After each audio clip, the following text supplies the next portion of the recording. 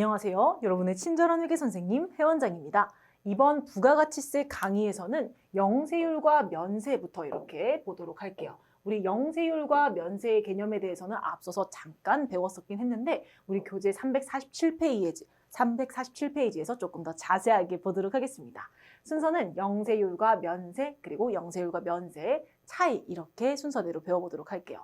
자, 먼저 영세율이라고 하는 건 우리가 재화나 용역을 공급, 판매하는 데 있어서 어떤 세율? 원래 부가가치세는 10%인데 영해세율을 적용하는 제도를 영세율이라고 얘기를 합니다. 어떤 거래가 이 영해세율을 적용을 받냐? 대표적으로 우리나라에서 이렇게 해외로 수출, 직접적으로 수출하는 걸 직수출이라고 하는데 이 딸기잼을 우리나라 안에서 팔 때는 10%의 세율을 적용받지만 해외로 수출할 때는 이렇게 영해세율을 적용을 받게 되고 이 영해세율을 적용을 해주는 이유는 우리나라에 외화를 많이 벌어와라 라고 하는 목적이 있겠죠. 그리고 이렇게 직수출을 할 때 원래는 우리나라에서 거래를 할 때는 물건을 팔고 세금 계산서를 같이 발행을 해줘야 하지만 해외에 직수출할 때는 세금 계산서 발급을 할 필요가 없다. 발급 의무가 면제된다. 우리나라 말로 된 세금 계산서 해외에 필요 없겠죠. 그래서 이렇게 면제가 되고 이렇게 직접적으로 수출하는 것뿐만 아니라 이러한 수출을 도와주는 간접 수출이 있습니다. 우리나라 안에서 딸기잼을 만들기 위해서 수출하는 회사가 이런 유리병을 구매를 할 때조차도 이런 거래를 영해세율을 적용을 시켜준다. 그래서 해외로 직접적으로 수출하는 것도 직수출도 영세율 그리고 우리나라 안에서 이 수출을 도와주는 거래들, 이 수출을 하기 위해서 하는 거래들도 간접 수출도 영세율을 적용을 해주는구나. 그래서 이렇게 국내 안에서 이렇게 수출을 하기 위해서 구매하는 거래도 이렇게 수출을 위한 국내 거래를 인증하는 서류가 있어야, 즉 내국 신용장과 구매 확인서에 의한 공급이어야 영해세율을 적용을 해주는데 이때 이제는 우리나라 안에서 거래를 하는 거기 때문에 영세율 세금계산서라고 하는 세금계산서를 발행해야 된다. 직수출에는 세금계산서 발급 의무 면제, 우리나라 국내 수출 안에서는 영세율 세금계산서 발행 이 부분 기억해 주시고 우리 교재에 나와 있는 내용으로 한 번 더 복습해 볼게요. 자, 교재에 영세율 적용 대상자라고 나와 있는데 여기 한번 보도록 할게요. 영세율을 적용받는 사업자는 과세 사업자이다. 그러니까 원래는 그 물건이 우리나라 안에서 팔 땐 10%인데 해외 수출할 때 이제 과세 사업자가 이제 영해세율을 적용받는다는 거죠.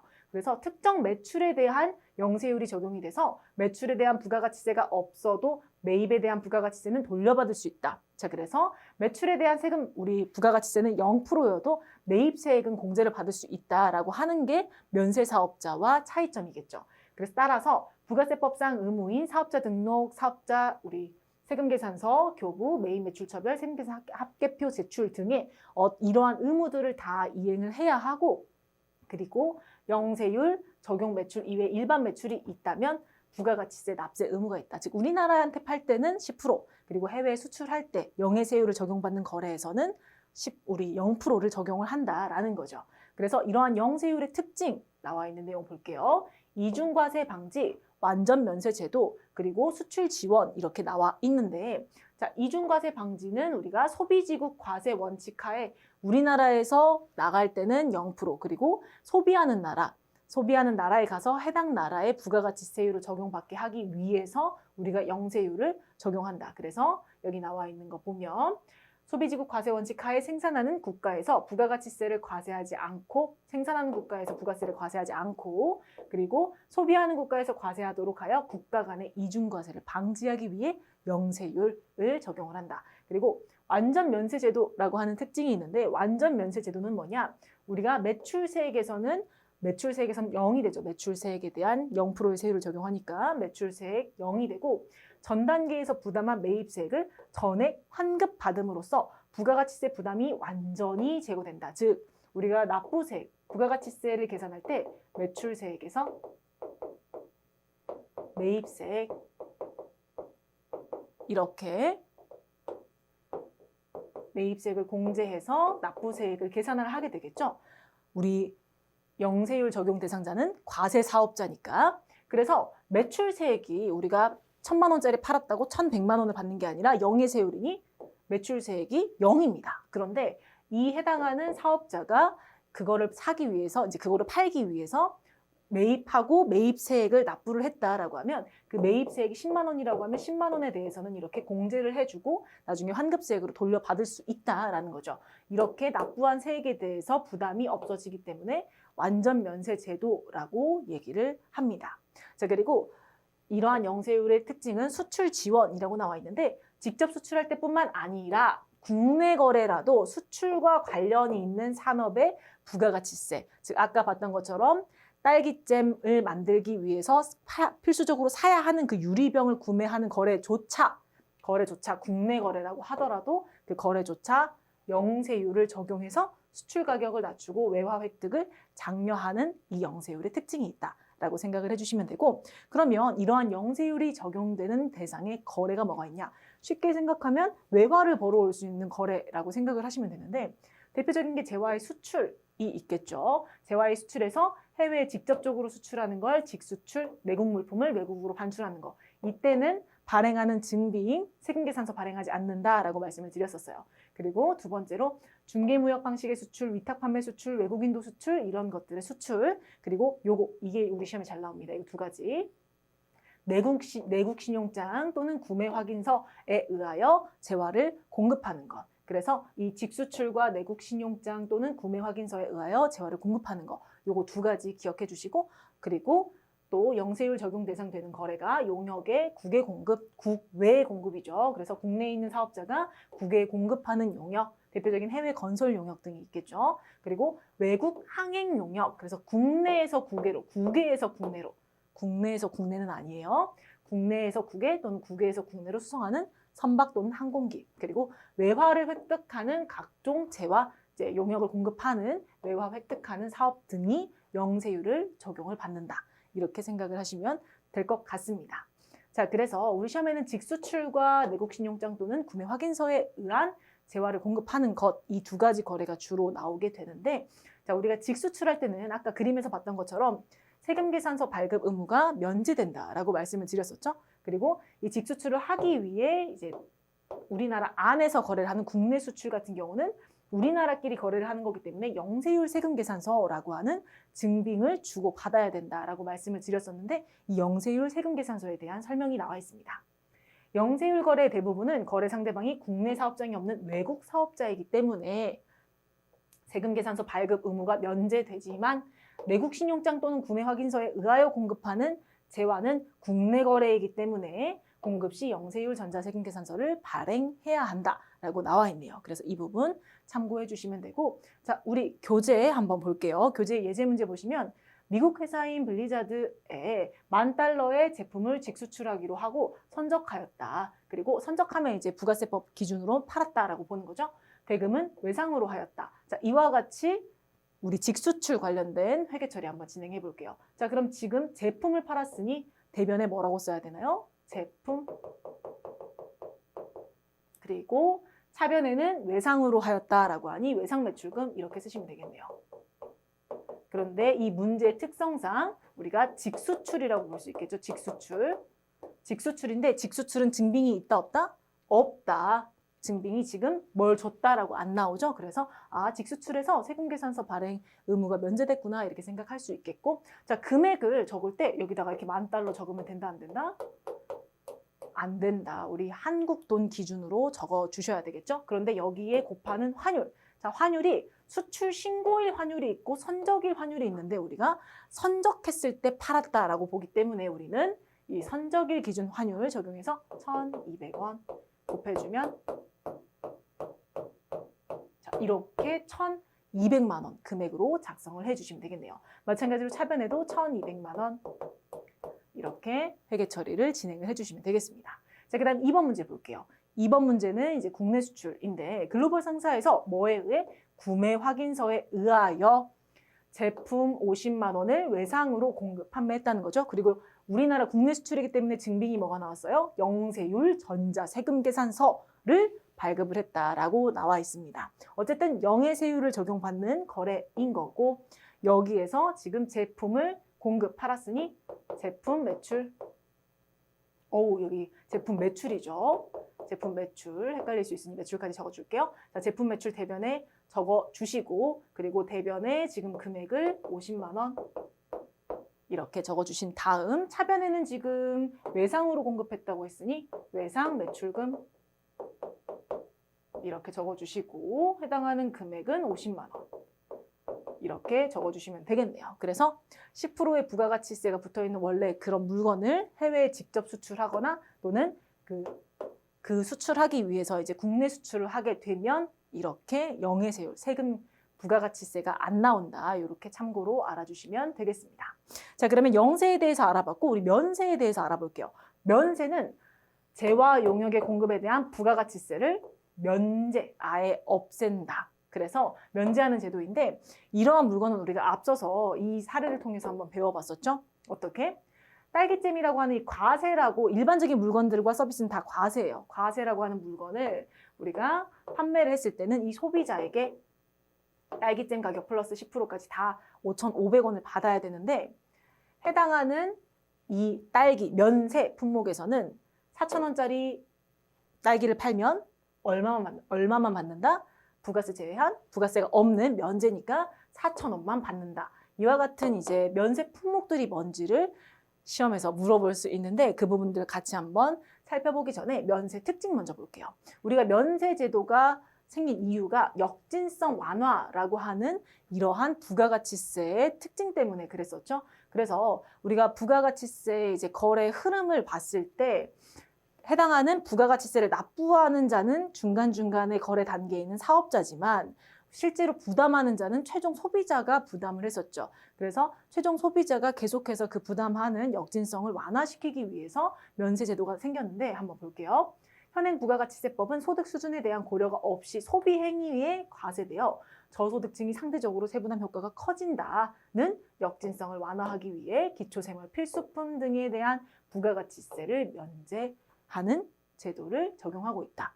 그리고 이 부가가치세 면제를 해주는 면세제도 같은 경우는 부분면세제도라고 이렇게 부르기도 합니다. 왜 그러냐? 부가세법상 과세 대상 거래가 아니기 때문에 매출에 대한 납부세액이 없지만 즉 부가세법상 우리가 납부세액 계산할 때는 매출세액 그리고 매입세액 빼서 납부세액을 계산을 하게 되죠. 내가 과세사업자라고 하면. 그래서 매출세액도 없는 게 똑같죠. 영세랑 똑같아요. 이건 똑같은데 전 단계에서 이미 부담한 매입세액이 만약에 10만 원이 있다고 하더라도 면세 품목을 판매하는 면세 사업자는 부가가치세법상 사업자가 아닌 즉 사람이 아니기 때문에 있다고 하더라도 이거에 대한 공제를 받을 수가 없다. 그래서 부담한 매입세액을 환급받지 못함으로 부가가치세 부담이 완전히 제거되지 않아서 불완전 면세제도 또는 부분면세제도라고 부른다. 이 특징 부분 잘 기억을 해주시면 좋겠습니다. 그래서 그럼 면세의 품목들, 면세 적용 대상 거래가 뭐가 있냐? 큰 틀로 보시면 기초생활 필수품, 그리고 국민 후생을 위한 비용들, 그리고 문화, 부가가치 생산 요소, 기타, 조특세 제한법상 면세 뭐 이렇게 나와 있는데 여기에서 특징적인 부분만 체크를 하고 가볼게요. 일단 기초생활 필수품, 내가 생활하는 데 있어서 가장 기본적으로 필요한 것들. 자, 식료품, 가공되지 않은 식료품, 그리고 국내산 비식용, 농, 축, 수, 임산물 이런 것들이 있습니다. 그리고 수돗물은 면세예요. 그런데 생수는 과세예요. 그리고 연탄, 무연탄 면세, 여성용 생리처리 위생용품, 생리대 등이 있겠죠. 이런 것들 면세입니다. 그리고 여객 운송 용역 중에 항공기, 고속버스, 전세버스, 택시, 고속철도, KTX 이런 것들 빼고 나머지는 면세. 그러니까 이런 건 딱 봐도 이제 비싼 것들이죠. 이런 것들은 과세인데 이외 나머지 여객 운송 용역, 시내버스 같은 거는 면세다.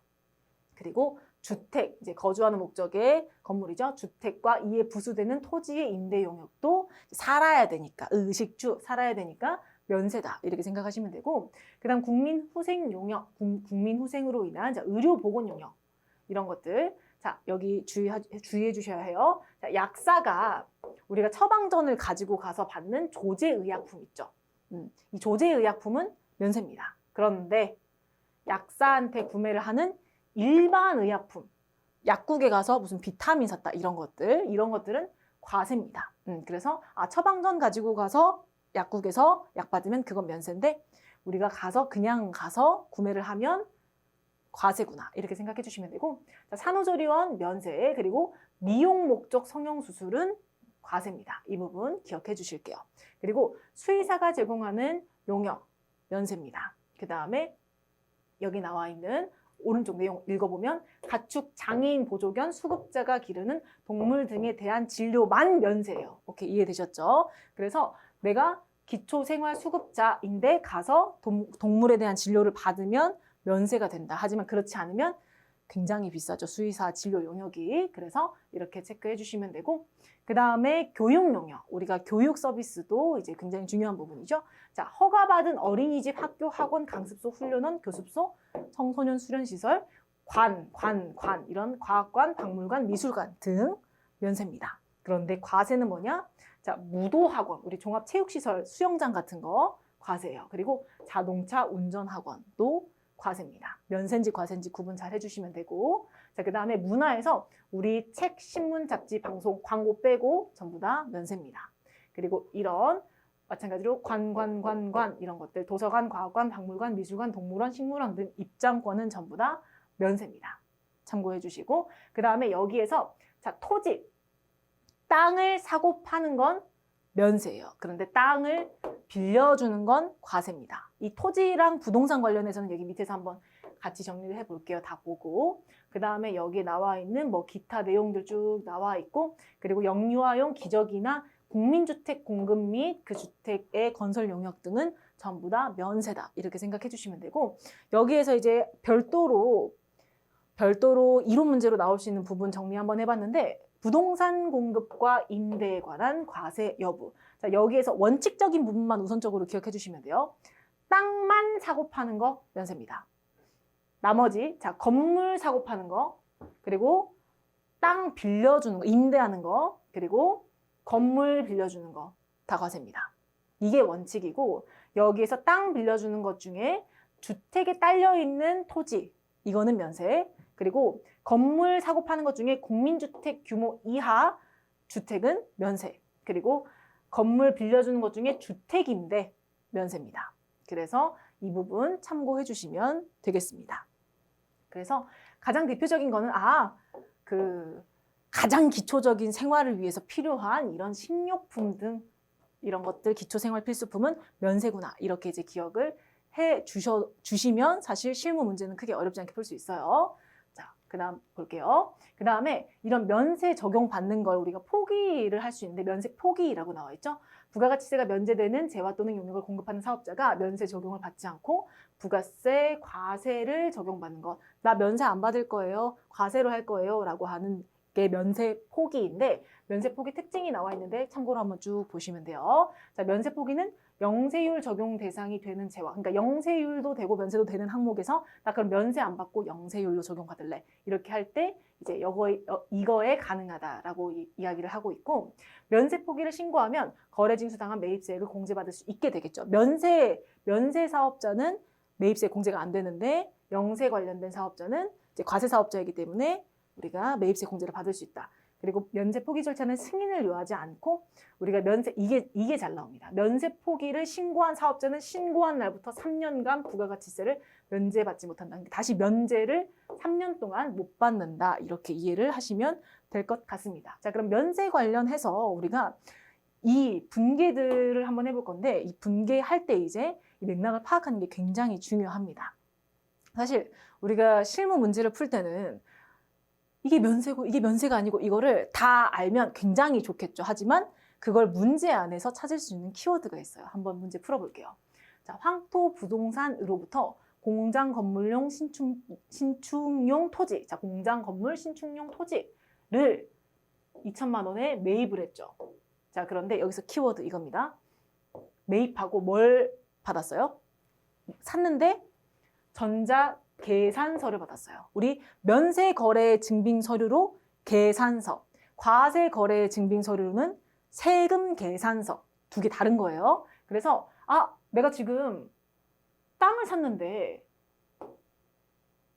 공장 건물 신축용 토지를 샀는데 전자 계산서를 받았네? 그럼 내가 토지 맞다. 토지 공급은 면세였지가 기억이 안 난다고 하더라도 계산서가 나오면 아 이거 지금 면세다 이렇게 이제 생각을 해볼 수가 있다는 거죠. 자, 그래서 분기 한번 해보면 일단 토지 구매했으니 차변의 토지 2천만 원, 그리고 대변에는 나중에 주기로 했죠. 나중에 주기로 하면 미지급금 이렇게 회계 처리해 주셔야 되겠죠. 황토부동산 2천만 원. 그래서 증빙을 잘 기억해 주셔야 해요. 실무 입력하실 땐 증빙이 제일 중요합니다. 자, 두 번째 문제 볼게요. 두 번째, 영업직 직원들이 교육훈련 특강을 받고 수강료 200만 원에 대한 자, 뭘 받았다? 전자계산서. 그럼 허가된 교육 관련된 용역은 면세였지가 기억이 안 난다고 하더라도 계산서라고? 그럼 이게 지금 면세 품목인가 보다. 이렇게 생각을 할 수가 있다라는 거죠. 자, 그렇게 파악하시고 나서 분기 한번 해보면 교육훈련 하는데 들어간 돈은 우리가 비용 중에 교육훈련비 금액은 200만 원. 그리고 대변에 수강료 현금 지급했으니 현금 이렇게 200만 원 회계 처리를 하시면 된다. 자, 그 다음에 3번. 생산부문 공장 직원들에게 사내 식당에서 제공하는 식사에 필요한 생고기. 자, 생고기를 20만 원에 구입하면서 뭘 받았다? 전자계산서. 그러면 미가공 식료품에 대해서는 세금을 면제해 준다고 했지. 면세라고 했지.가 기억이 안 난다고 하더라도 우리는 증빙을, 즉 계산서를 보고 이거 면세구나 라고 생각을 해볼 수가 있다라는 거죠. 자, 그러면 이걸 수취하고 대금은 다음 달에 지급하기로 하였다. 단 비용으로 회계 처리를 하시오. 자, 이렇게 우리 직원들을 위해서 사용한 돈은 복리후생비라고 회계 처리할 수 있겠죠. 복리후생비. 그리고 여기서 생산부문 공장 직원이니 제조 원가 500번대 코드로 프로그램에 입력하실 때는 주의해 주시면 되겠네요. 그리고 복리후생비 20만 원. 대변에 다음 달에 지급하기로 했으니 미지급금 이렇게 회계 처리를 하시면 되겠죠. 자, 그래서 금액은 20만 원. 이렇게 회계 처리를 해주시면 되겠습니다. 자, 그 다음 4번 볼게요. 영업부서의 매출거래처의 개업식을 축하하기 위해서 세연꽃집에서 화환을 8만 원에 구입을 하고 뭘 받았다? 계산서를 받았다. 자, 그럼 여기서 꽃? 면세구나가 기억이 안 난다고 하더라도 증빙이 계산서를 받았기 때문에 이 거래가 면세 거래라는 걸 우리가 알 수 있겠죠. 그리고 이렇게 매출거래처의 축하를 위해 꽃을 구매를 하면 우리는 기업 업무 추진비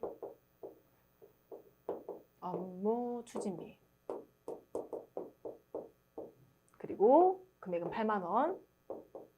대변에 대금을 이달 말에 지급하기로 했으니 미지급금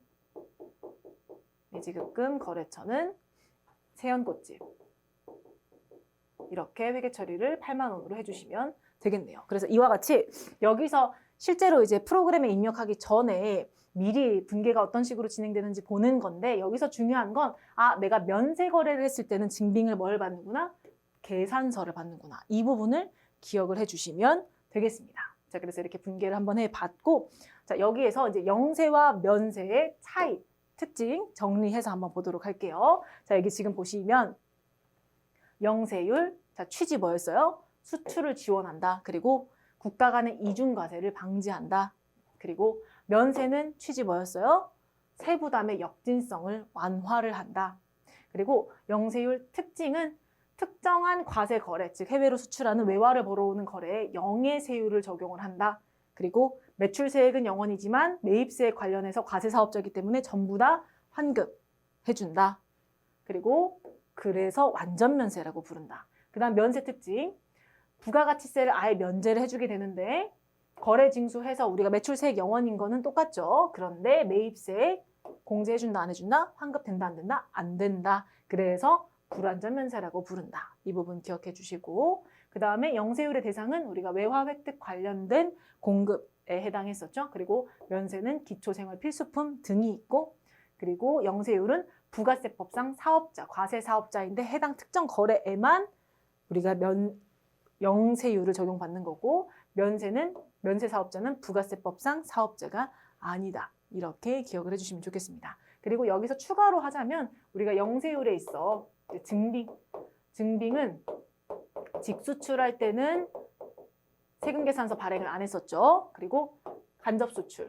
간접수출이라고 하면 내국 신용장 그리고 구매 확인서 등의 증빙이 나왔을 때는 간접수출이라고 해외에 수출을 하기 위한 거래라고 생각을 하시면 돼요. 이때 나오는 거는 영세율 세금계산서. 영세율 세금계산서 이렇게 생각을 해주시면 되고, 그리고 면세는 증빙이 뭐였어요? 계산서. 이렇게 생각을 해주시면 되겠습니다. 자, 그럼 관련된 문제 한번 풀어볼게요. 다음 중 부가세법상 재화 수출 시 영세율을 적용하는 이유는 무엇인가? 자, 이유가 뭐였어요? 소비지구, 과세 원칙, 이중 과세 방지였었죠. 자, 그 다음 문제 볼게요.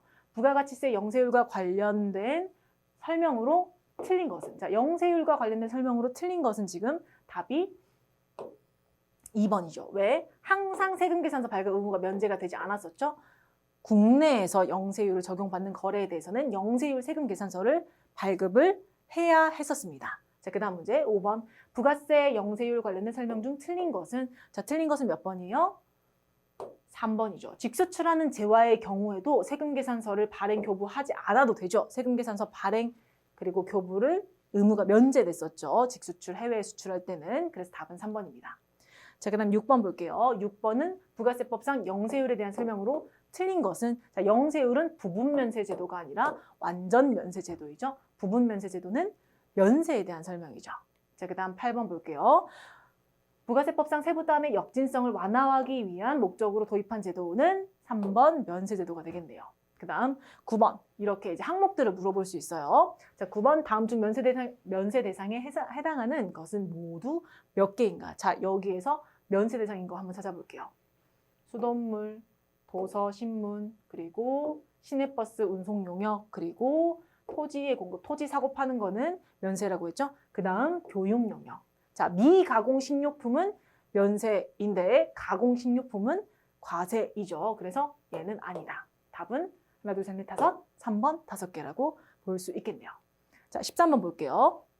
부가세법상 사업자가 행하는 다음 거래 중 부가가치세가 과세되는 것은? 자, 여기 이제 부동산 관련된 과세인지 면세인지 체크하는 문제죠. 자, 여기에서 상가 토지 임대는 과세, 나머지는 주택 임대 토지 공급, 국민주택 규모 이하 주택 공급은 뭐다? 면세다. 자, 14번 볼게요. 다음은 부가세법상 면세 포기와 관련된 설명이다. 여기서 나오는 가장 중요한 부분. 자, 맞게 설명한 것은 시험에는 숫자가 잘 나오죠. 자, 면세 사업자는 면세 포기일로부터 3년간 면제받지 못한다. 이 표현이 맞게 설명한 내용입니다. 자, 그래서 답은 2번이 되겠네요.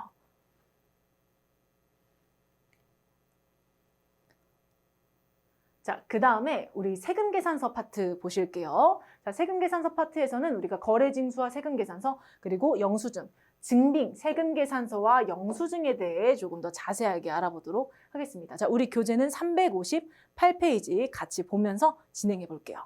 자, 일단 첫 번째로 거래징수라고 하는 개념 밑줄 한번 읽어볼게요.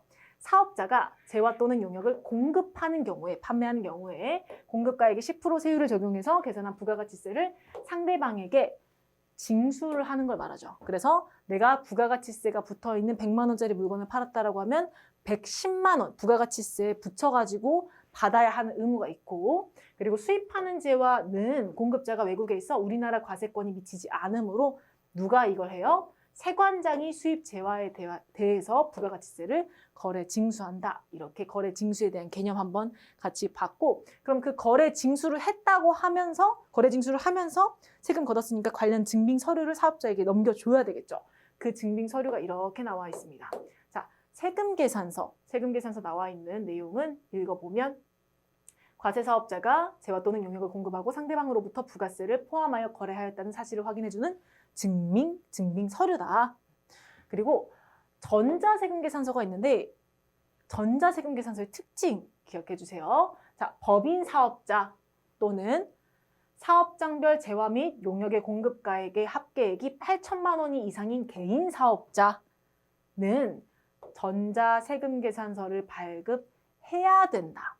해야 된다. 의무입니다. 그리고 전자세금계산서를 발급했을 때는 전자세금계산서 발급일에 언제까지? 다음 날까지 해당 전자세금계산서에 발급했다는 명세를 국세청장에게 전송을 해야 된다.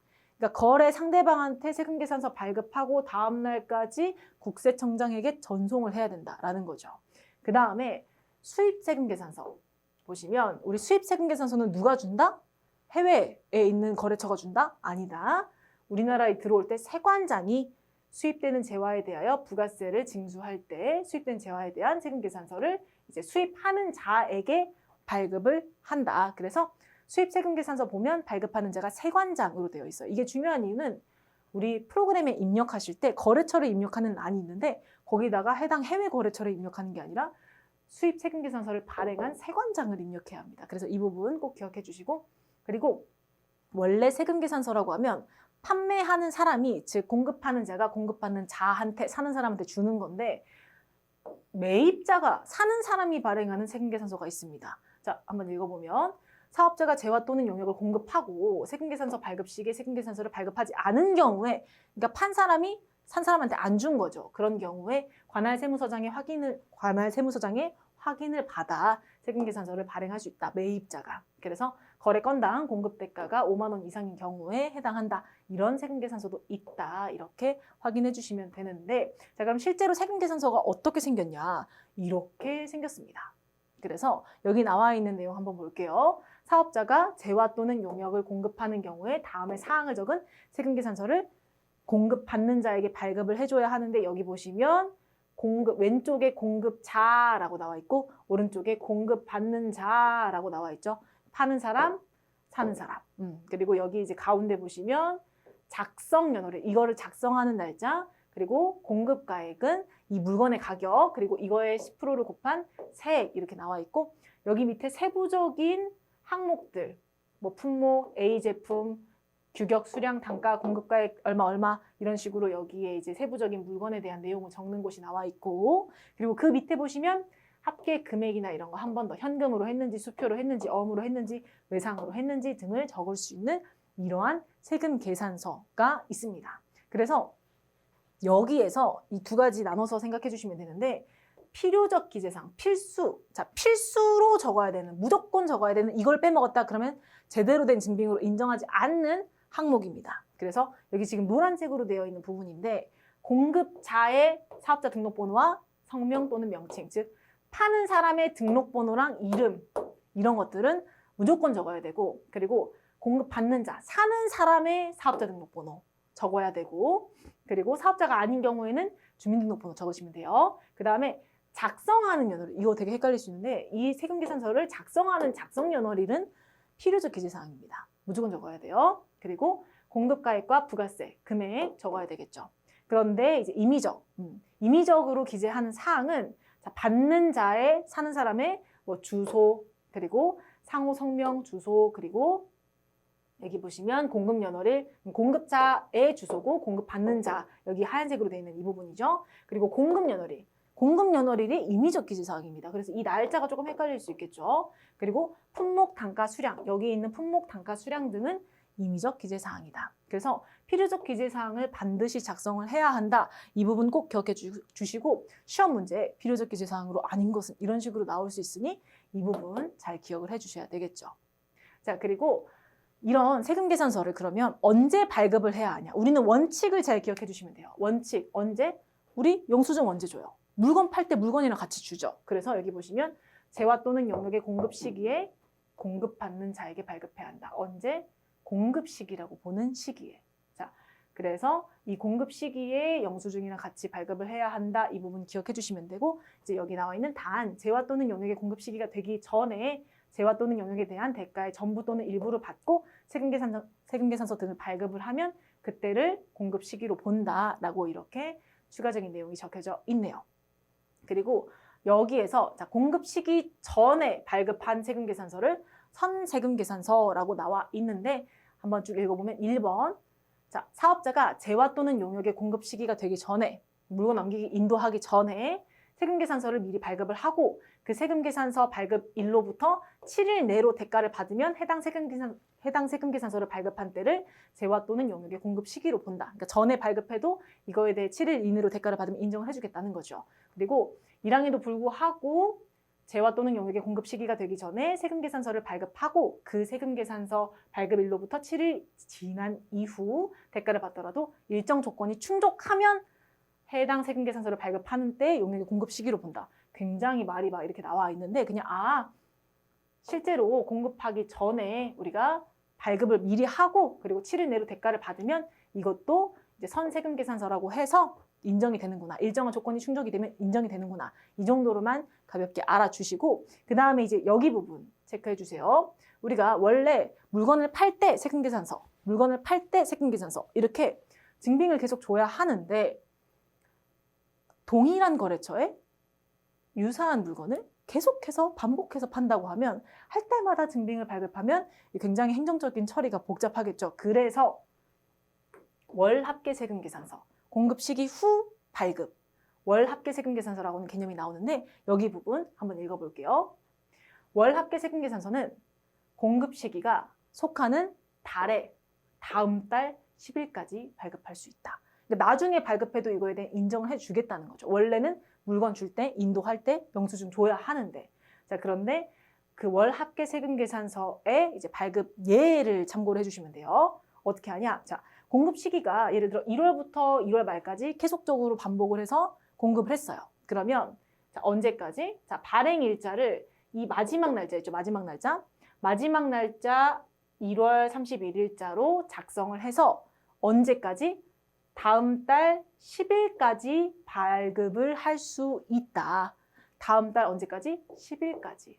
인정이 된다는 거죠. 그리고 두 번째, 한 달치가 아니라 뭐 예를 들어 1월 1일부터 1월 10일까지 자 이렇게 공급을 했어요. 계속해서 공급을 했어요. 그러면 언제 날짜를 작성일로, 언제 날짜를 발행일로 자 1월 10일을 발행일로 작성을 해서 언제까지 발행할 수 있어요? 2월 10일, 다음 달 10일까지 발급할 수 있다. 그리고 자 여기 보시면 이제 중간 꼭 1일이 아니어도 괜찮아요. 1월 5일부터 1월 15일까지. 그럼 언제를 발행일자로 하는 거예요? 마지막 날 1월 15일자 기준으로 언제까지 발급 기한이에요? 다음 달 10일까지.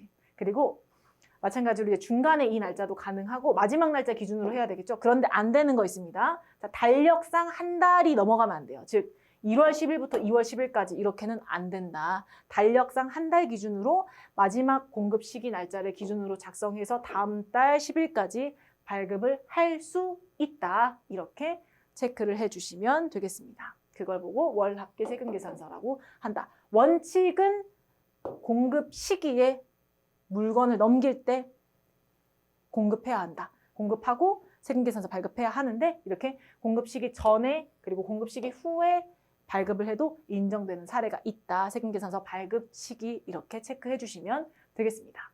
자 그리고 세금계산서 합계표라고 하는 표가 있는데 말 그대로 세금계산서들을 합계해서 표를 만든다라는 뜻인데 읽어볼게요. 사업자는 세금계산서 또는 수입세금계산서를 발급하였거나 발급받은 경우에 그러니까 주고받은 경우에 매출처 자 매출한 곳의 세금계산서를 합계한 표와 매입처 그러니까 산대랑 판대별로 나눠서 세금계산서 합계표를 예정신고 또는 확정신고를 할 때마다 같이 제출을 해야 된다. 그리고 이 과세기간에 대한 확정신고 기한 후, 자, 몇 년?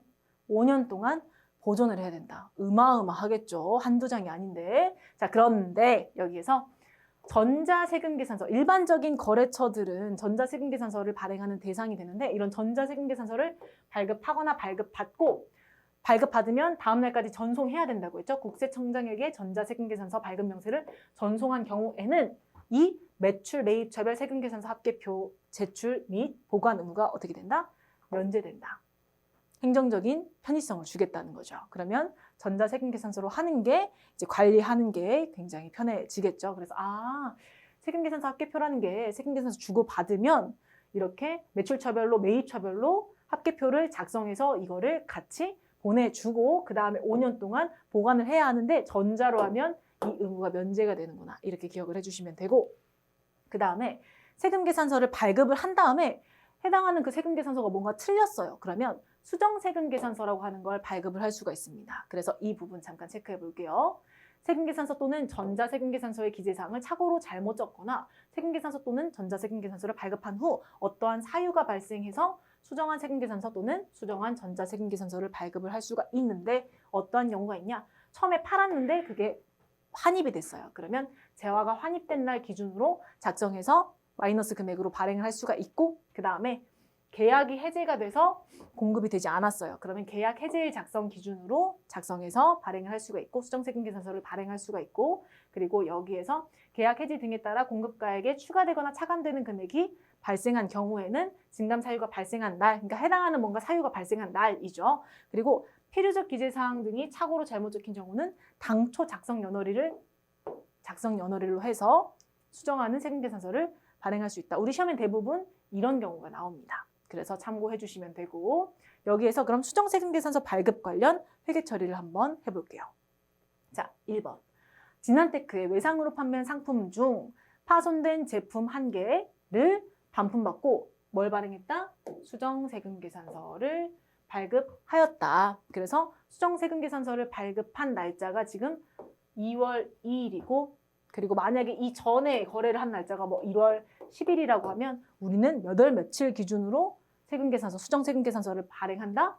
아까 나왔던 환입된 날 기준으로, 즉 2월 2일 기준으로 수정세금계산서를 발행을 해주면 되고 발행을 해줄 때는 그냥 금액 마이너스에서 발행을 해주시면 됩니다. 그래서 회계 처리해보면 자 일단 제품 매출 1개 마이너스가 됐으니 제품 매출을 마이너스 해줄 건데 제품 매출, 대변에 제품 매출 이렇게 써볼게요. 그리고 지금 반품된 게 1개의 단가 100만 원이죠. 그러면 100만 원인데 금액을 마이너스 이렇게 해주시면 됩니다. 그리고 우리가 어디 보자. 외상대금과 상계 처리했다고 했죠. 그럼 판매할 때 외상 매출금이라고 차변에 이렇게 적었을 건데 그리고 진한테크 이 금액이 이제 100만 원짜리 제품을 매출하면 110만 원을 받아야 하기 때문에 지울 때도 110만 원 이렇게 지워주셔야 되겠죠. 마이너스 110만 원 그리고 부가가치세 예수금까지 대변에 부가세 예수금 마이너스 10만 원 이렇게 적어주시면 되고 실제로 이 분계는 여러분들이 이제 프로그램에서 직접적으로 입력하는 것보다 그냥 금액만 입력하면 자동으로 입력되니 우리는 지금 여기에서 수정전자세금계산서를 발행하면 이러한 계정 과목들을 마이너스하는 분계의 형태로 회계 처리가 되는구나. 이 정도로만 감을 잡고 가시면 돼요. 자, 그다음 두 번째 2월 3일 볼게요. 바삭전자의 외상으로 매입한 원재료 100개의 하자가 있어 반품한 후에 수정세금계산서를 이번에는 발급 받은 거죠. 그리고 외상 매입금과 상계 처리했다라고 하네요. 그럼 마찬가지로 원재료 구입했을 때 회계 처리하고 금액을 마이너스로 해주시면 되는데 차변에 원재료 금액은 자 100개 곱하기 5,000원은 지금 얼마예요? 50만 원 마이너스 해주시면 되겠죠. 원재료를 마이너스. 자, 그 다음에 대변에 자 그러면 외상 매입금과 상계 처리했다라고 나와 있는데 외상 매입금 바삭전자 거래처로 해서 50만 원짜리 사면 55만 원 줘야 하겠죠. 그래서 금액을 감소시킬 때도 이렇게 수정해 줄 때도 55만 원 이렇게 감소해 주시면 되고 그 다음에 차변에 부가세 대급금 감소시켜 주시면 되는데 금액은 마이너스 5만 원 이렇게 회계 처리를 할 수 있겠네요. 수정세금계산서 발급 시에 회계 처리 이렇게 한번 해봤습니다. 자, 그 다음 보시면 우리가 원칙적으로 세금계산서를 주고받는 게 이제 부가가치세 관련된 거래에서 관련 증빙이지만 영수증이라고 하는 개념이 나옵니다. 자, 우리 부가가치세법에서 영수증이라고 표현하는 건 뭐냐? 세금계산서에서 필요적 기재사항 중에서 반드시 써야 하는 항목이었었죠. 공급받는 자, 즉 사는 사람. 공급받는 자의 사업자 등록번호와 부가가치세를 기재하지 않은 거래 증빙 서류. 대표적으로 이런 신용카드 매출 전표 또는 이렇게 종이에 적는 간이 영수증 뭐 이런 게 있습니다. 그런데 여기 지금 보시면 이런 영수증 여러분들이 현금 영수증이나 신용카드 매출 전표, 신용카드 영수증 받으시면 거기에 사는 여러분의 사업자 등록번호 또는 주민번호 적혀 있나요? 안 적혀 있죠? 그런 걸 보고 우리가 영수증이라고 얘기를 하는데 자, 영수증에서 주의하실 사항이 우리가 부가세법에서 자, 제대로 된 증빙으로 인정해주는 영수증 이렇게 두 가지 기억해 주시면 됩니다. 신용카드 매출 전표, 현금 영수증. 그러니까 전자적으로 발행이 되는 서류인 거예요. 그래서 사업자가 주로 최종 소비자에게 발급하며 신용카드 매출 전표, 현금 영수증 등의 증빙 서류를 받거나 전자적 결제 수단에 의하여 현금 영수증 대금을 결제를 한 경우에는 이게 핵심. 납부세액에서 공제 가능하다. 그래서 원래 자 사업자끼리 거래를 했을 때는 세금계산서를 주고 받는 게 기본 베이스예요. 그런데 상대방이 이제 물건을 주면서 나한테 신용카드 매출점표, 현금영수증 등을 줬는데 그거를 가지고 이제 세금계산서처럼 우리 증빙으로 사용해서 매입세 공제를 받을 수 있다. 납부세액에서 공제가 가능하다는 거죠. 그런데 안 되는 게 있습니다. 안 되는 게 뭐냐면 간이영수증이라고 하는 자 종이에 이렇게 쓰는 옛날 영수증 이렇게 생긴 거 있어요. 자 이런 영수증은 안 된다. 매입세 공제가 불가능하다. 자 그래서 이 부분 기억해 주시면 되겠습니다. 그래서 추가로 간이과세자 등이 발행하며 공급받는 자의 사업자 등록번호와 부가세액이 별도로 기재되어 있지 않기 때문에 우리는 이거를 받았을 때 간이영수증만으로는 받았고 영수증 가지고 있다고 하더라도 공제된다 안 된다? 매입세 공제 불가능하다. 이 부분을 기억해 주시면 되겠습니다. 자, 그래서 그럼 이런 영수증을 발급하는 대상 사업 누가 있냐? 뭐가 있냐? 지금 보시면 과세 사업자는 과세되는 재화 또는 용역을 공급할 때 뭘 발행해요? 세금계산서를 발급하는 게 원칙이다. 그러나 최종 소비자 또는 사업자가 아닌 자에게는 재화 용역을 공급하는 일부 업종, 이런 최종 소비자나 사업자가 아닌 자를 주 대상으로 하는 일부 업종은 세금계산서를 발급하는 대신에 영수증을 발급하도록 하고 있다. 그래서 영수증 발급 대상 사업자가 첫 번째, 주로 사업자가 아닌 자에게 이제 재화나 용역을 공급하는 사업자이고, 그리고 또는 해당하는 사업자가 간이과세자인데 그 간이과세자 중에 직전 연도 공급 대가의 합계액이 얼마? 4,800만 원 미만인 자는 영수증만 발급이 가능해요. 영수증만 발급이 가능하고 우리 간이과세자의 정의는 직전 연도 공급 대가 합계액이 1억 400만 원 미만이면 일단 다 간이과세자로 묶이죠. 근데 그 중에서 4,800만 원 이상 1억 400만 원 미만일 때는 세금계산서 발급하고 그리고 4,800만 원 미만일 땐 영수증만 발급 가능하고 구매하는 입장에서 이 간이과세자한테 구매하는 입장에서는 그러면 이 4,800만 원 미만인 영수증만 발급 가능한 이 간이과세자한테 물건을 사고 영수증을 받았을 때는 매입세 공제가 불가능하다. 이 부분 확인해 주시면 되겠습니다. 자, 그러면 영수증 발급 대상 업종 한번 볼게요. 업종. 자, 여기 위에 있는 업종은 공급받는 자, 즉 사는 자가 나 이거 세금계산서로 주세요.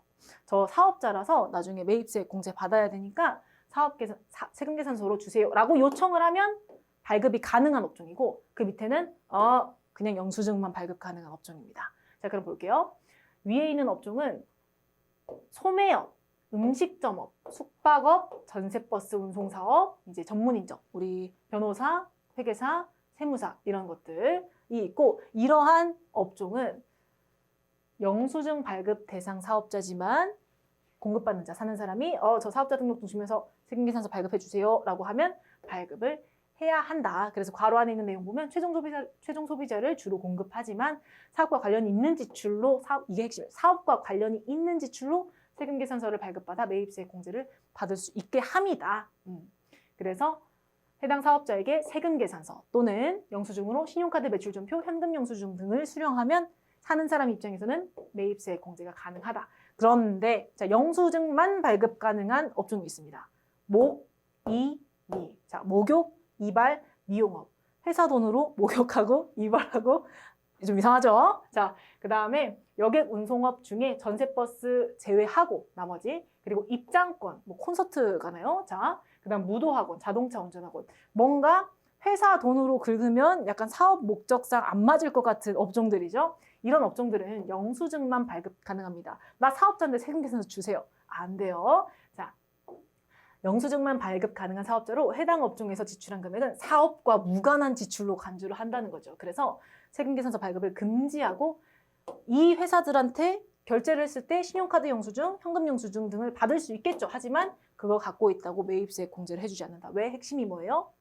사업과 무관한 지출로 간주를 하기 때문에. 오케이. 자, 이 부분 구분해 주시면 되고 그래서 자, 세금계산서 및 영수증 발급 의무가 아예 면제가 되는 업종이 있는데 세금계산서 발급이 어렵거나 발급이 불필요한 경우에 세금계산서를 발급하지 않을 수 있다라고 나와 있고, 이제 소매업이나 도로 및 관련 시설 운용 용역을 공급하는 자는 이제 공급받는 자가 요청을 하면 발급을 하지만 이제 발급 면제, 의무 면제다. 그리고 아까 봤던 목임이, 그리고 택시, 노점 이런 것들 다 발급 의무 면제다. 그리고 무인 자동 판매기, 자판기죠. 그리고 여기 나와 있는 간주공급, 우리 간주공급 중에 우리 회사 거를 우리 회사 사장님이 쓰거나 우리 회사 거를 우리 회사 거래처가 쓰거나 사장님이 쓰면서 세금계산서 세금도 공제 받으시죠? 이렇게 주진 않겠죠? 간주공급에 대해서는 판매 목적 타사업장 반출 외에는 전부 다 우리 세금계산서 및 영수증 발급 의무가 면제됩니다. 자, 그리고 영세율 적용 거래 중에서 직수출 등이 면제가 됐었죠. 이 부분 참고해 주시면 되고, 그러면 우리 이론 문제 한번 같이 풀어보도록 할게요. 자, 이론 문제 364페이지에 나와 있는 1번 문제입니다. 여기에서 부가가치세법상 세금계산서의 필요적 기재사항이 아닌 것은 이렇게 나와 있는데, 공급연월일이 필요적 기재사항이 아니고 작성연월일이 필요적 기재사항이었었죠. 그래서 답은 1번이 되겠네요. 그 다음 문제 볼게요. 세금계산서를 발급할 수 있는 자는 이렇게 나와 있는데, 여기에서 면세 안 되고 사업자 등록을 안 했으면 당연히 안 되고, 사업자 등록을 한 일반 과세자면 되죠. 그리고 간이 과세자 중 공급 대가가 4,800만 원 미만이면 안 되죠. 영수증 발행해야 되죠. 그래서 답은 3번이 되겠네요. 자, 그다음 4번 볼게요. 전자세금계산서를 의무적으로 발급해야 하는, 세금계산서를 의무적으로 발급해야 하는 사업자로 적절한 것은 나와 있는데, 여기에서 1번 휴대폰을 판매하는 법인 사업자 맞죠?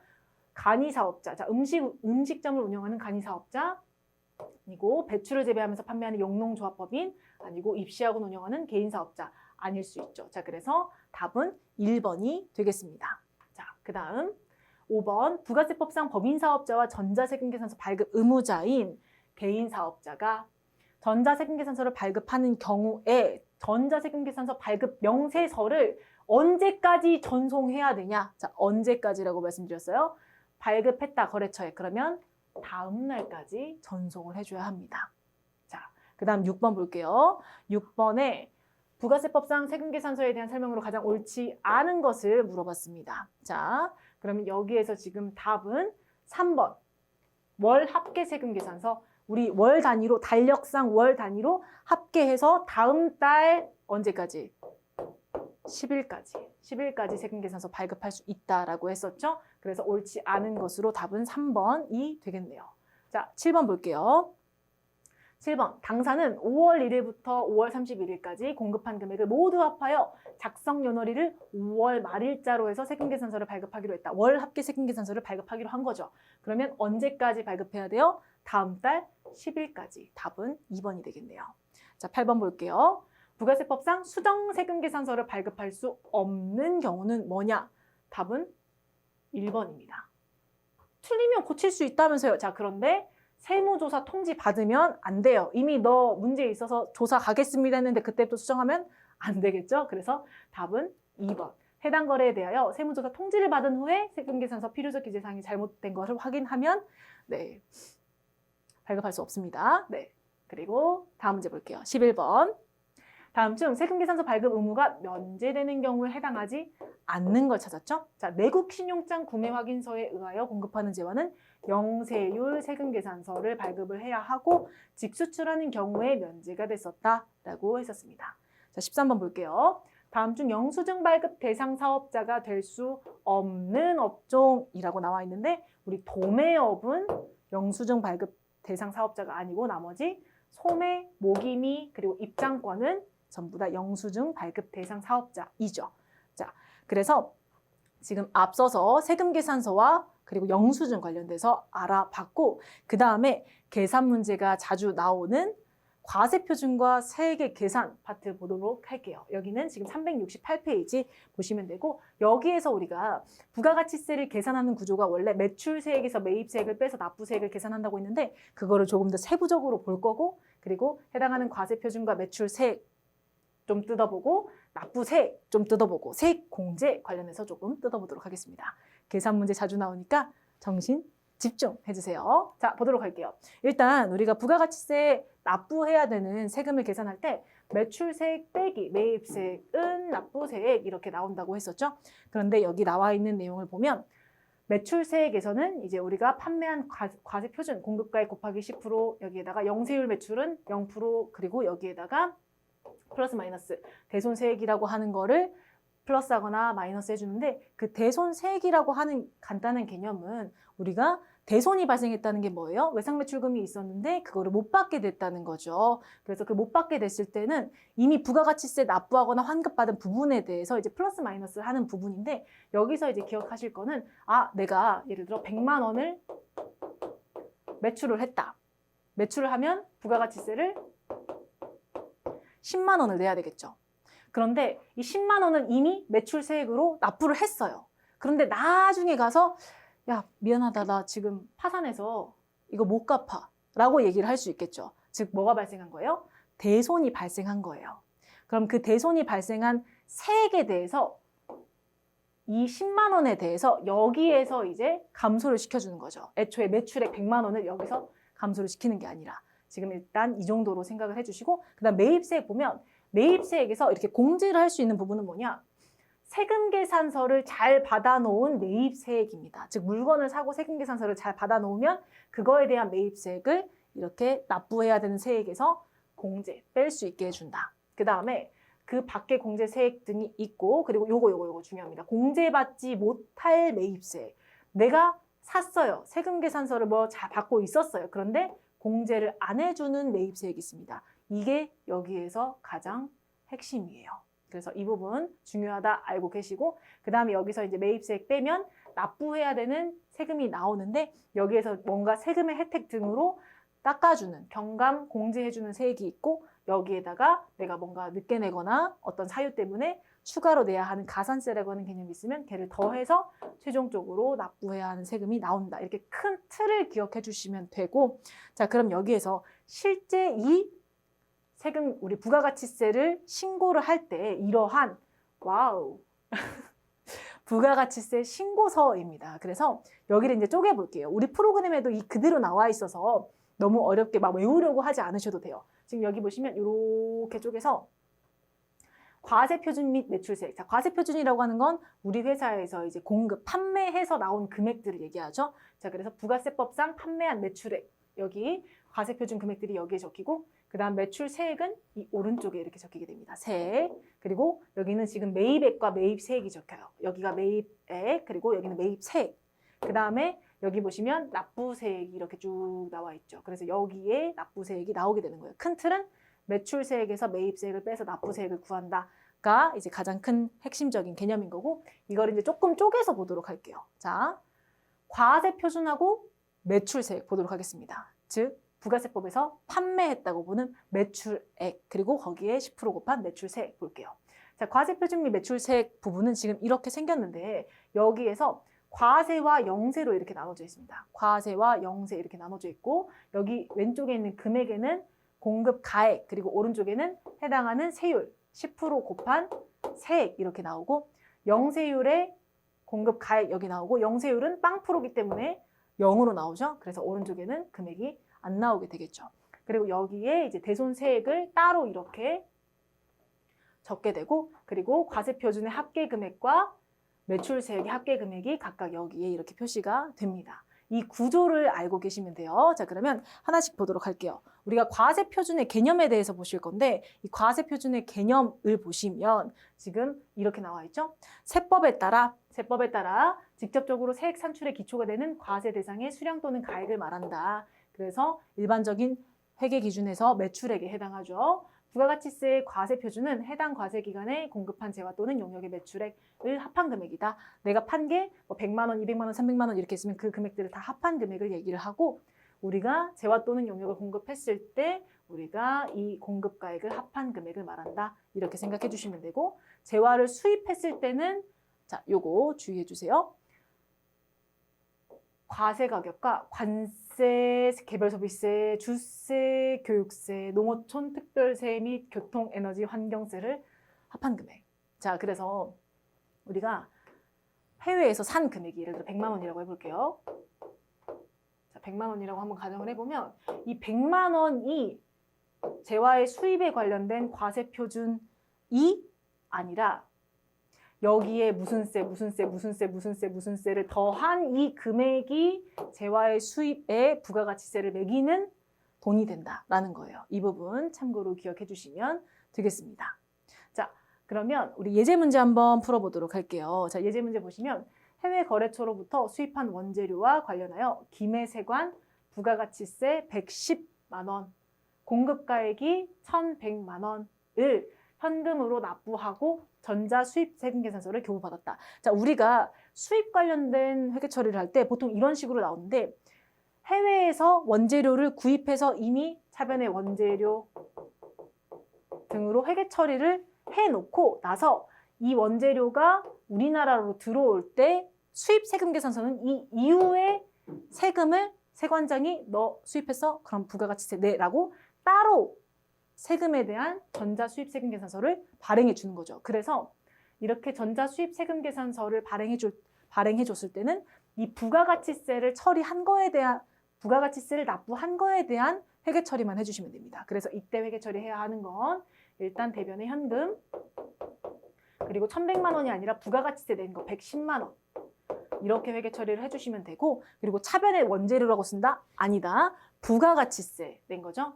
부가가치세, 부가세, 대급금 110만 원 이렇게 회계 처리를 해주셔야 된다. 이 부분 기억해 주시고 여기에서 수입했을 때는 수입 세금 계산서를 받는다. 이 부분도 같이 기억해 주실게요. 자, 그러면 이제 우리 부가가치세 과세 표준에 대해서 보실 건데 우리 과세 표준의 기본 원칙은 뭐냐? 돈으로 받았다. 그러면 그 대가, 돈 외에 딴 걸로 받았다. 그러면 내가 공급한 재화 또는 용역의 시가를 과세 표준으로 합니다. 자, 그리고 거래 형태별로 과세 표준이 나와 있는데 외상 판매, 할부 판매하면 공급한 재화의 총 금액 그리고 그 외에 장기 할부 판매, 완성도 기준 지급 조건부, 중간 지급 조건부, 계속적으로 재화나 용역을 공급하는 이러한 경우에 따라서는 우리 받기로 한 대가의 각 부분 이 두 가지 정도 기억해 주시면 되겠습니다. 자, 그 다음에 대가를 외국 통화, 이거 조금 주의하셔야 돼요. 대가를 외국 통화나 외국 돈으로 받은 경우에는 자, 구분해 볼게요. 공급 시기, 우리 공급 시기 언제라고 했었는지 혹시 기억나시나요? 언제 팔았다고, 해외에 팔았을 때 언제 공급했다라고 볼 거냐? 선적일 또는 기적일. 부가세법에서는 선적일입니다. 자, 그런데 공급 시기가 즉 선적일이 되기 전에 받았어요. 달러를 받았어요. 돈을 받았는데 그 받은 거를 원화로 바꿨어요.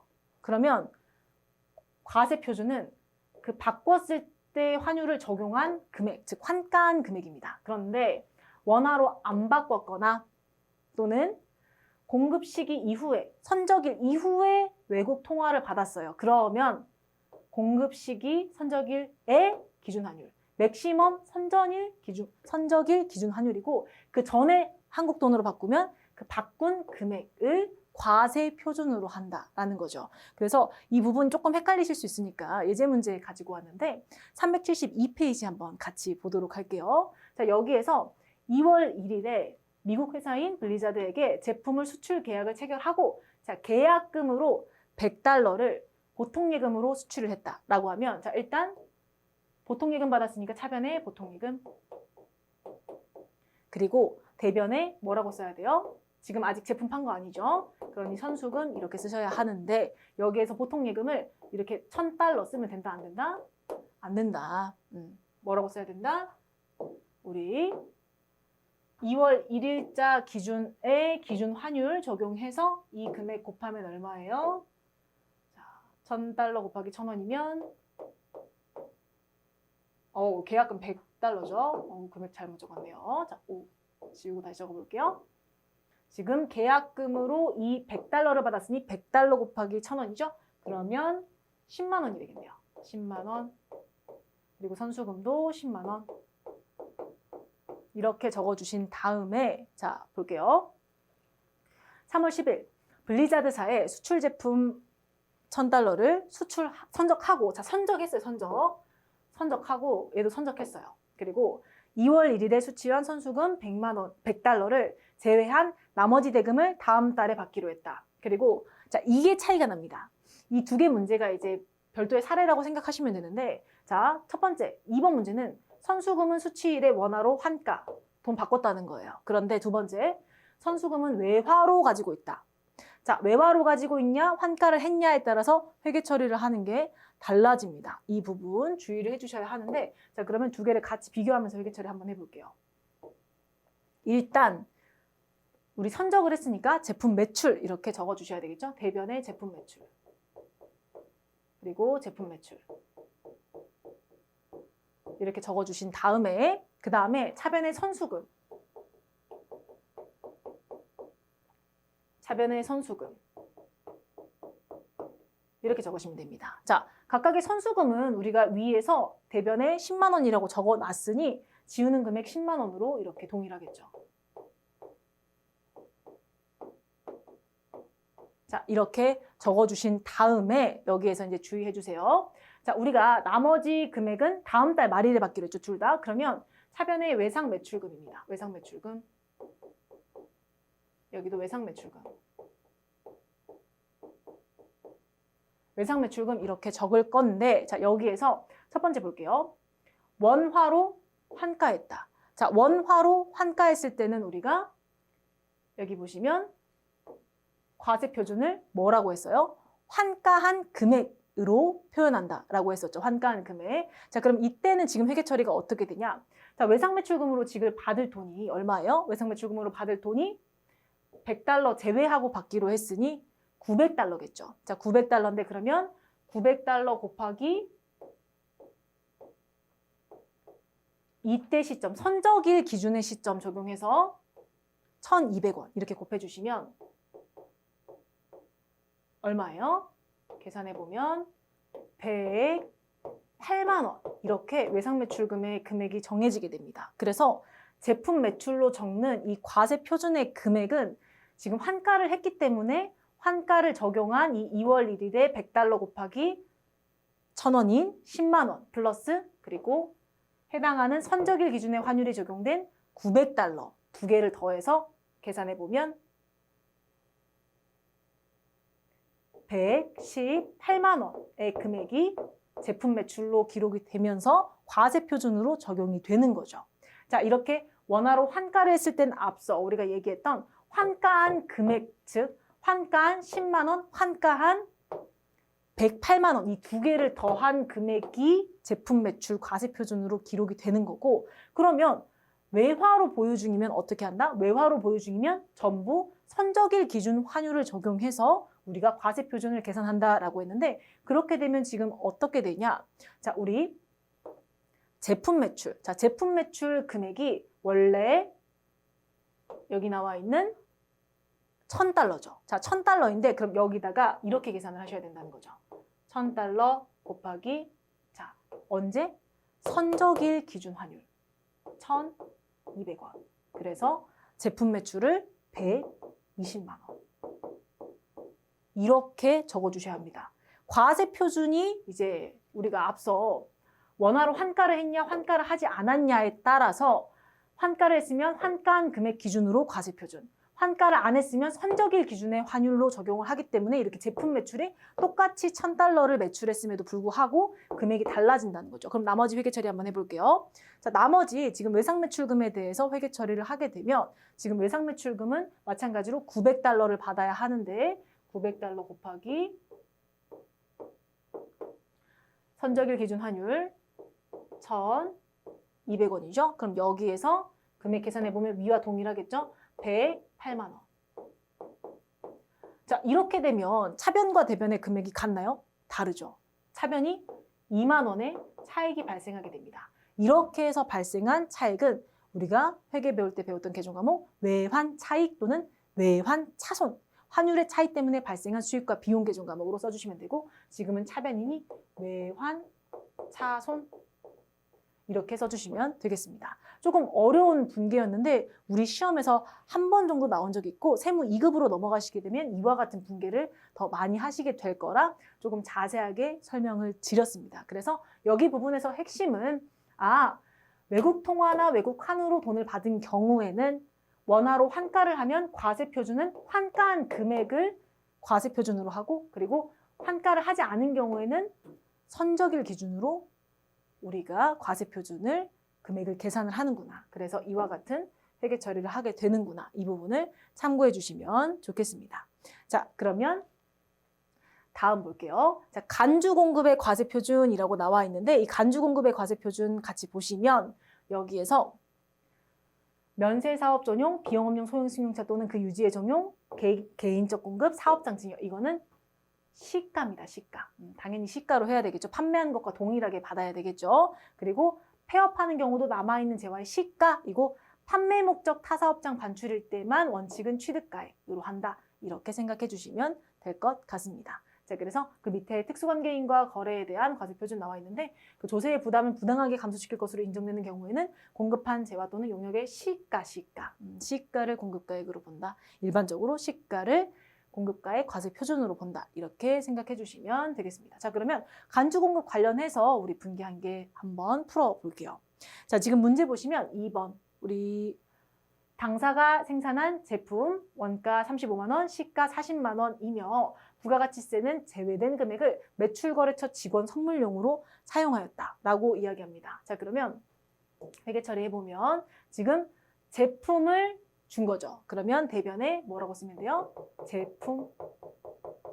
그리고 금액은 자, 제품을 직접적으로 감소시켰으니 우리는 원가 금액을 감소를 시켜주시면 되는데 여기에서 프로그램에 입력할 때는 저교 8번 타개정 대체 반드시 입력을 해주셔야 되겠죠. 그리고 여기에서 이 아까 뭐라고 했었죠?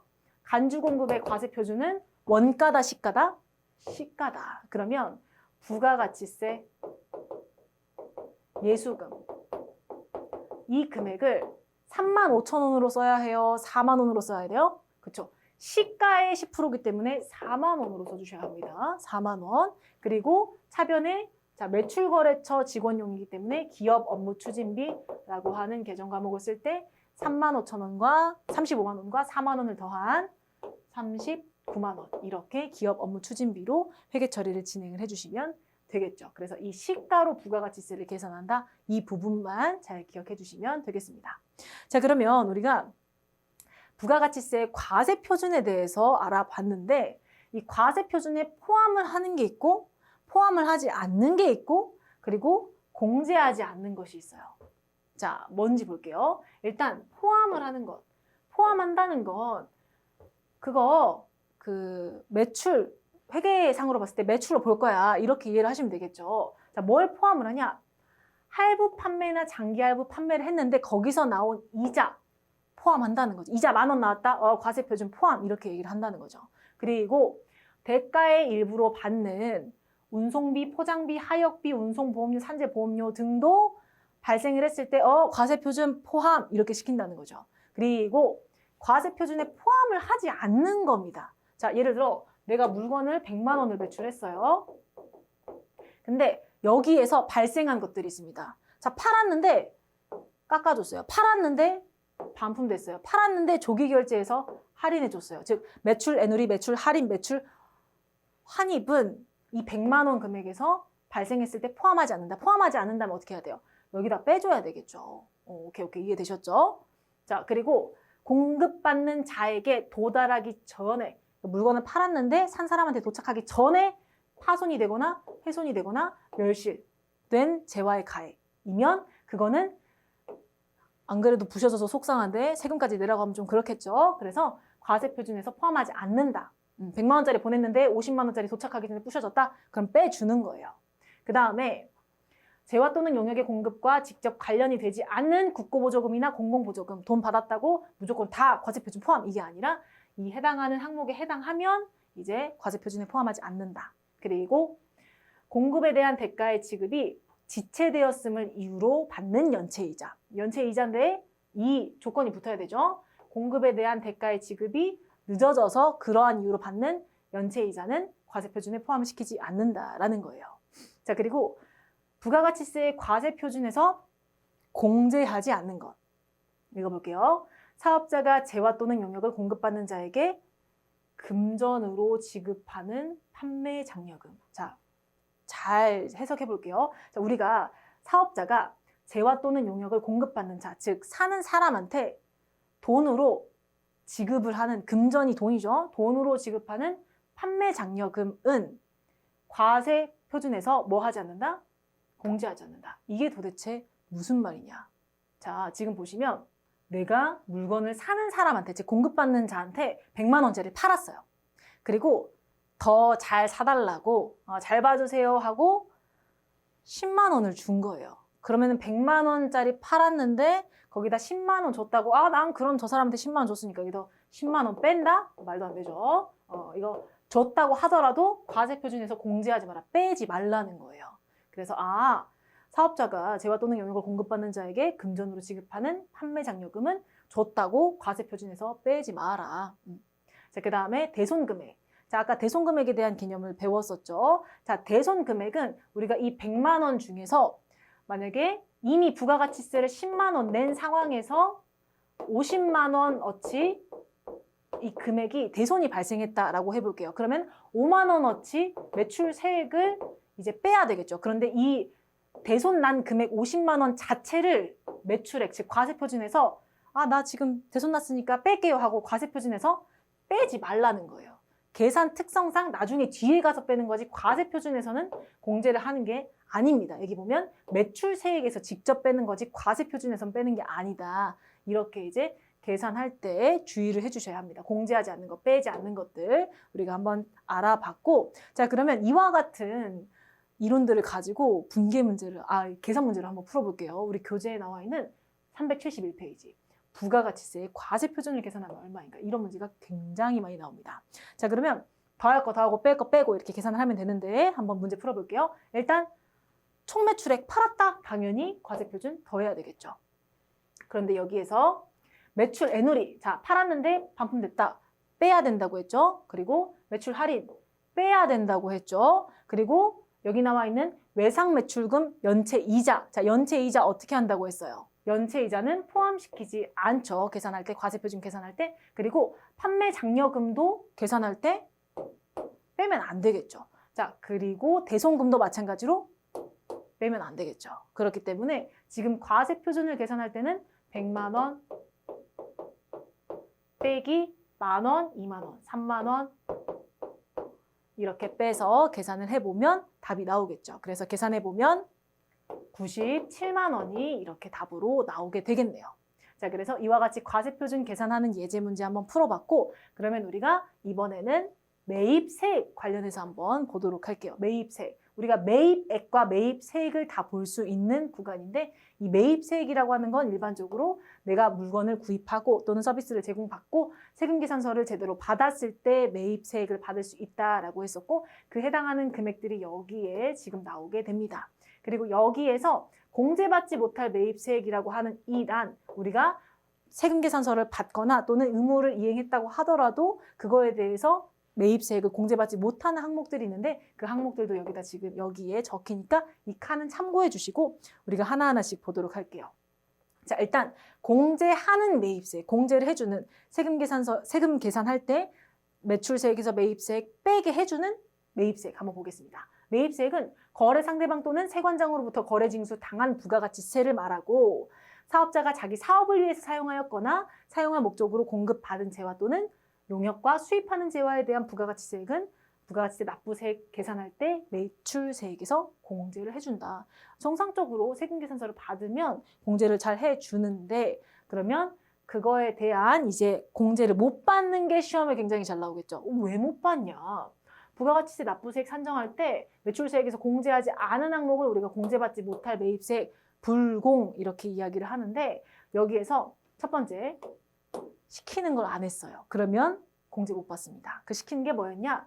세금계산서를 제대로 받아야 하는데 안 받거나 또는 뭔가 올바르지 않은, 제대로 필요적 기재사항이 안 적혀 있는 세금계산서를 받았다. 그러면 인정하지 않습니다. 그래서 여기 보시면 세금계산서를 발급하지 않는 경우나 필요적 기재사항 전부 또는 일부가 적히지 않았거나 사실과 다르게 적히는 경우는 매입세액 공제를 안 해준다. 불공이다, 불공.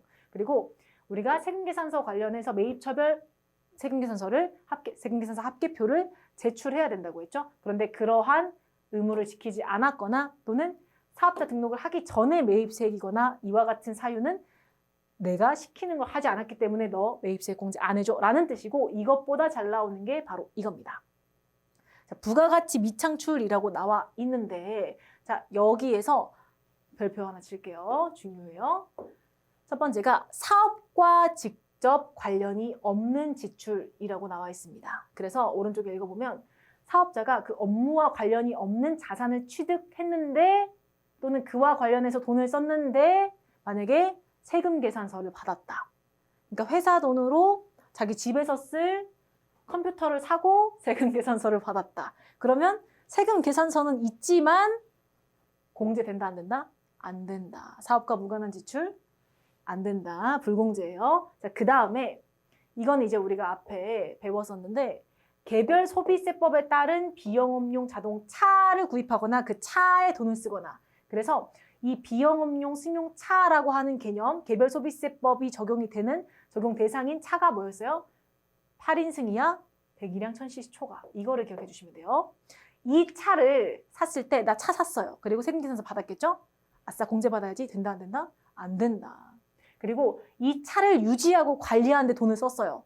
그리고 세금계산서를 받았어요. 공제된다, 안 된다?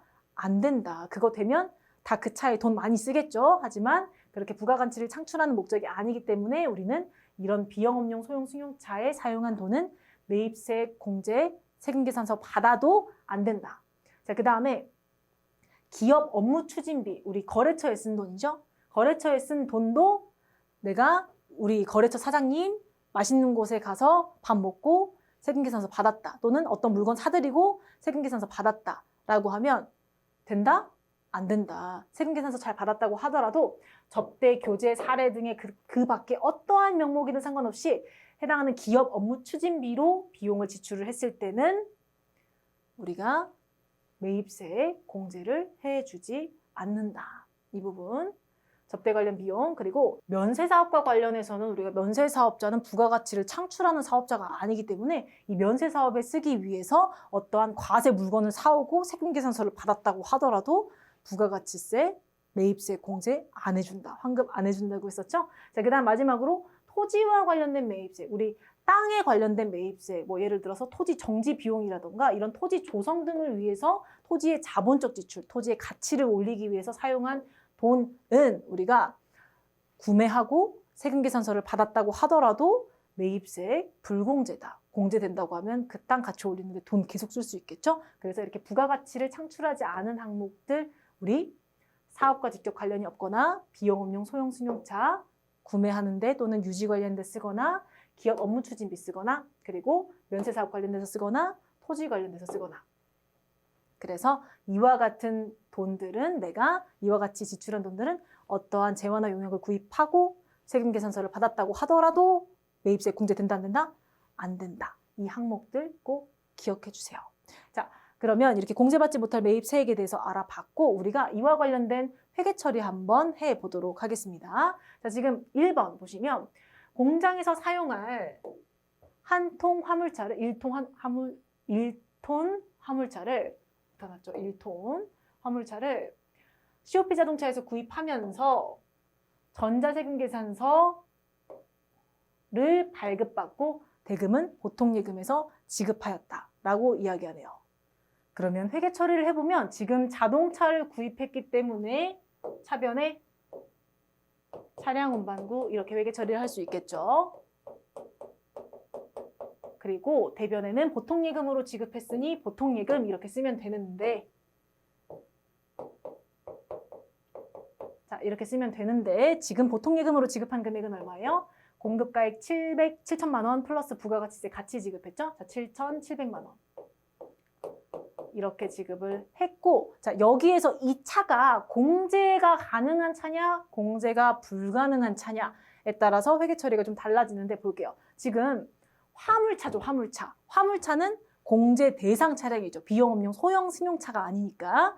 그렇기 때문에 차량 운반구의 가격은 7천만 원 이렇게 써주고, 그리고 차변에 부가세 대급금. 부가세 대급금이라고 적는다는 것 자체가 우리가 매입세 공제를 받을 수 있는 항목이란 뜻이에요. 700만 원.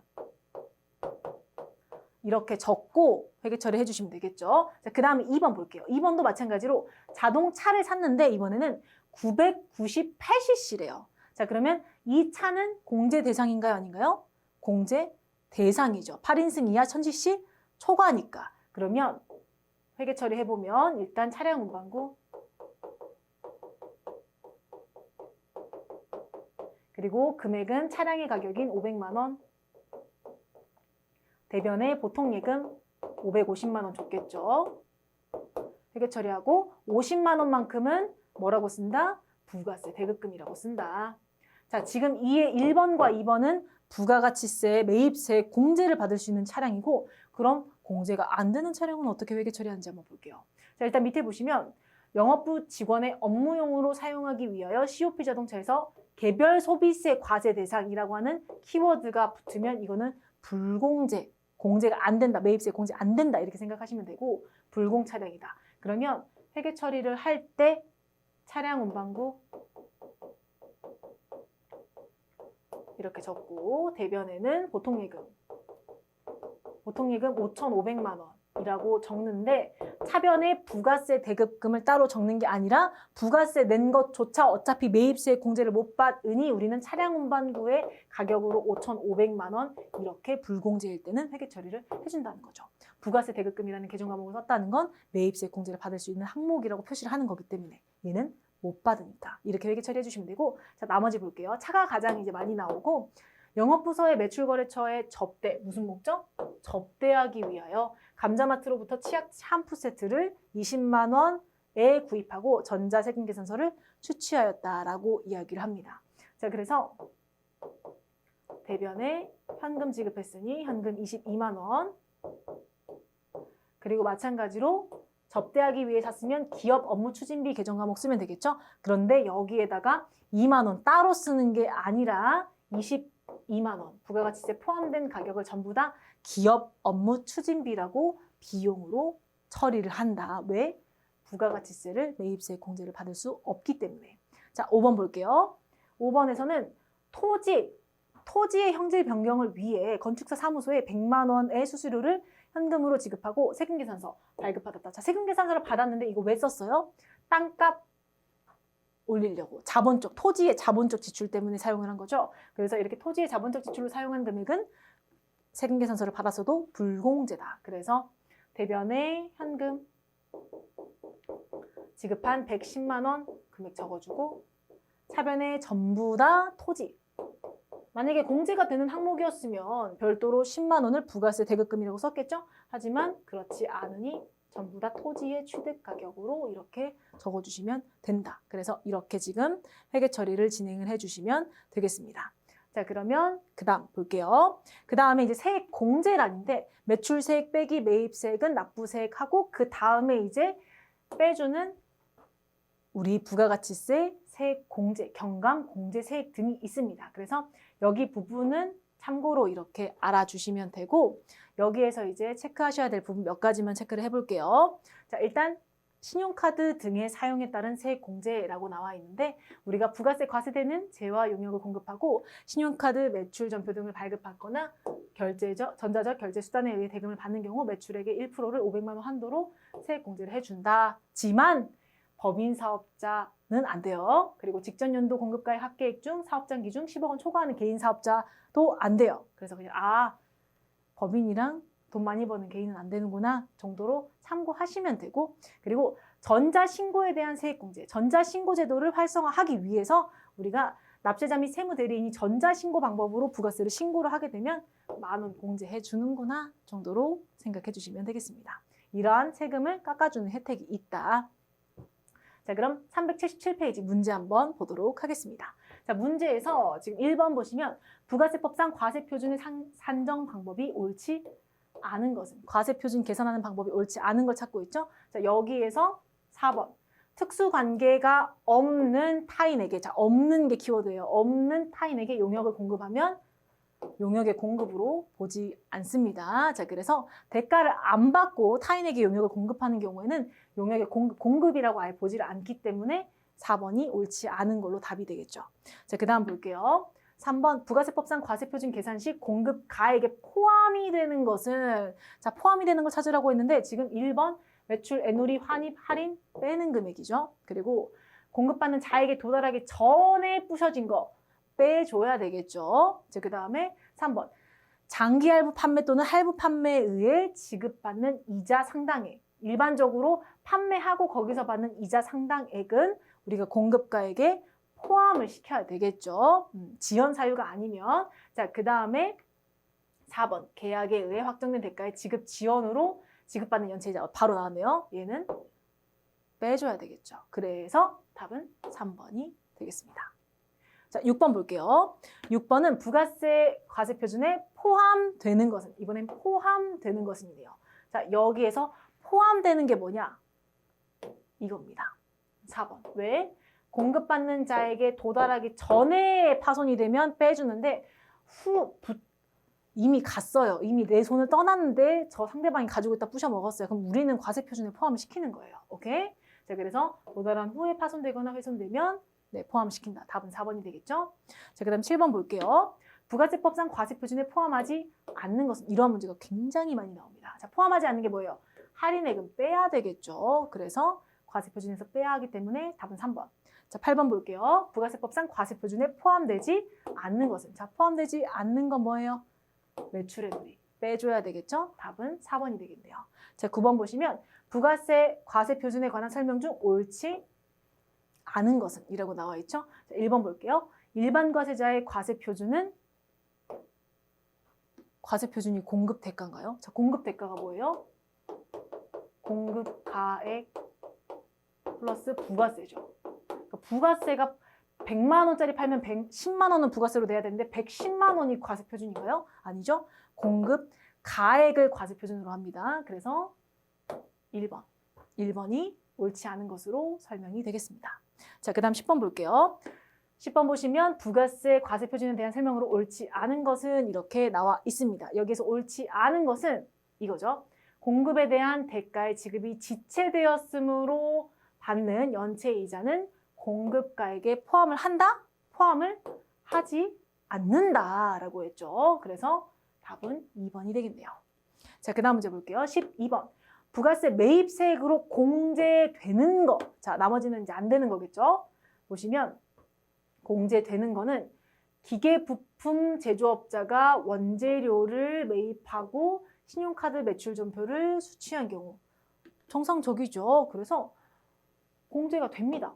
다른 거 왜 안 되는지 볼게요. 자, 농산물 도매업자가 면세사업자죠.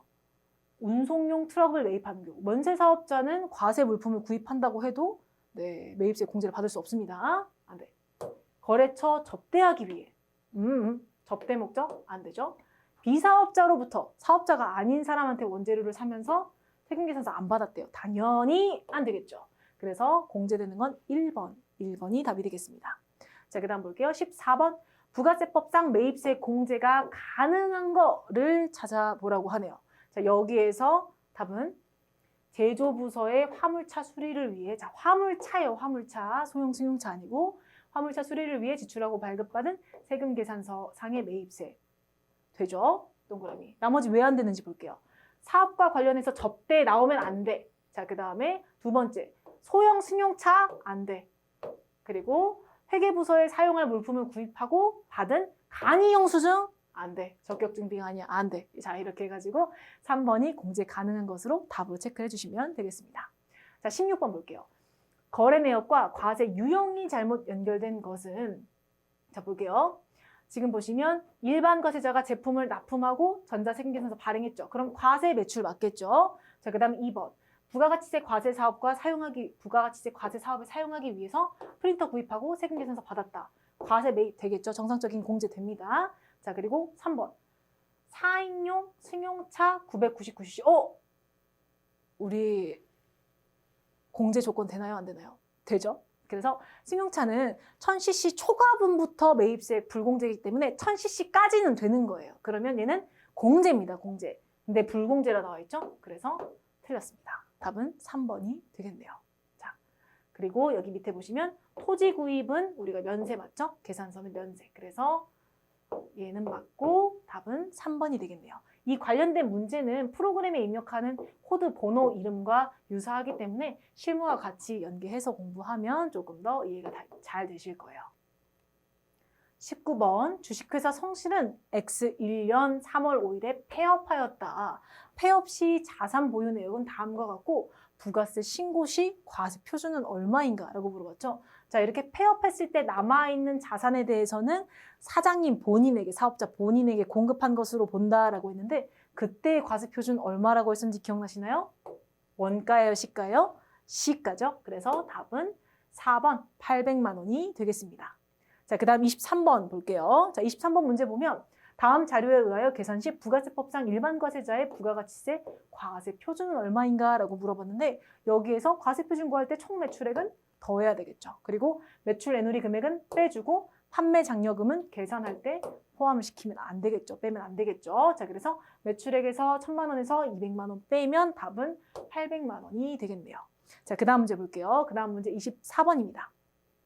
24번에서도 과세 표준을 계산하라고 나와 있는데 여기에서 이제 과세 표준 더할 거 더하고 뺄 거 빼고 계산 안 하는 거는 포함시키지 않아 주시면 되겠죠. 자, 일단 총 매출액 더해 주셔야 되겠네요. 그리고 매출 할인 금액은 빼 주셔야 되겠죠. 그리고 공급 대가의 지급 지연에 따른 연체이자는 계산할 때 포함을 시키면 안 되고 폐업했는데 남아있는 잔존재화에 대한 시가를 과세 표준으로 포함을 시켜 주셔야 되겠죠. 그래서 1000만 원 더 100만 원 더하기 40만 원 빼기 5만 원 이렇게 하면 답이 135만 원으로 2번이 답이 되겠습니다. 29번 다음 자료를 이용하여 부가세법상 일반과세자의 부가가치세 이번에 과세 표준이 아니라 매출세액을 계산하라고 했죠. 자, 이걸 계산하면 얼마인가? 자, 총 매출액은 일단 더해 주셔야 되겠죠. 먼저 이제 과세 표준을 구해보라고 가정했다고 하면 총 매출액 더하고 매출 할인액은 어떻게 주셔야 돼요? 빼주셔야 되겠죠. 자, 빼면 얼마예요? 지금 800만 원이죠.